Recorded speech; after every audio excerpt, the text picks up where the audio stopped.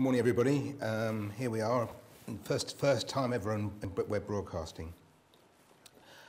I'm going to take you through the soil protection review,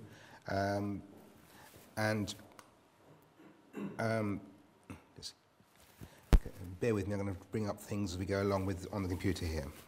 I'm going to start by looking at the front page of it. You can see here that the books we're going to get are the two new 2010 book and the guidance book, which is the blue book that goes with it. On the front page is actually a really important statement there about flexibility, responsibility of the book. For farmers, generally speaking, the issue has been that the old soil protection review was something you had to do and was left, and the various boxes were ticked. The issue with the new one is that farmers are going to be taking responsibility for what's in there in a much greater format than in the past. And I will go through that. And there are issues here with farm insurance as well as straight cross compliance. As part of the new soil protection review, the post-harvest management options, which were the old GAEC 2, where you would agree to either leave the field as a stubble or ploughed up or drilled, but not as a stale seedbed, and not planted. That's taken as read now. Those options are there. As from January the 1st this year, though, there has been a change about the waterlogged soils, and I'll go through that in more detail when we go through the book.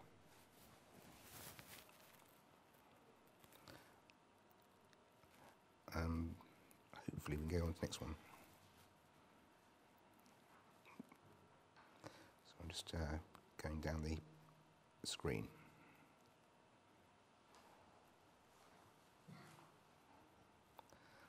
Just making the machine go down a bit further, and I can't get it to go down. Oh, here we go. Okay, in the summary document for the soil protection review, the summary page gives you examples of the various things that the farmers expected to do, and there's actually more detail here than there has been in the past. In one respect, it means more effort, but in fact, if farmers do it, then there's actually a bigger response in terms of yield to the farmer, as well as looking after the soil structure that much better. But I want to take you through the various pages that are important, and so we're going to start by skipping straight on, if you've got the book with you, to page 10, which is the page about the soil protection review.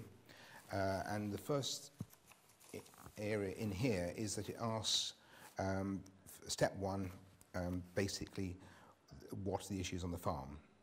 Now, the temptation in the past has been to basically only tick if there's an issue, if there's a serious issue, whereas really at this point, it's any potential that could occur on the farm. So anything such as, for instance, poaching of soil by livestock, well, all livestock may poach, and so therefore the answer should be yes and not a no. Similarly, if you've got runoff from arable fields, well, if you've got some sloping arable fields, there is potential for runoff. The answer should be yes rather than no in this situation. This is quite important to tick the correct boxes here, because if you decide to choose no, then obviously the options you choose later on, if you've already said you haven't got a problem with this, you can't then choose the options that are associated with this particular problem. So it's quite important to perhaps tick yes. I'll come back to that a bit later on. If we look at the next bit, though, which is actually the whole crux of the whole soil protection review, which actually is on page 11, is in the green box on page 11. And it's basically that each individual field has got to be identified for its soil type, and from that you make up the risk rating. So you can see that for the sandy and light soils, it's a high risk situation, as it is for the heavy and peaty soils, whereas the medium soils tend to be rated as a moderate risk, and chalks and limestones as low. Now, whilst that is okay, the problem we have here is that most farmers would normally say they've got light, medium and heavy soil on their farm. But when you soil texture, the chances are that most farms will probably be of a medium category. Nationally speaking, 80% of soils are medium, 15% give or take are light, and 3% are heavy.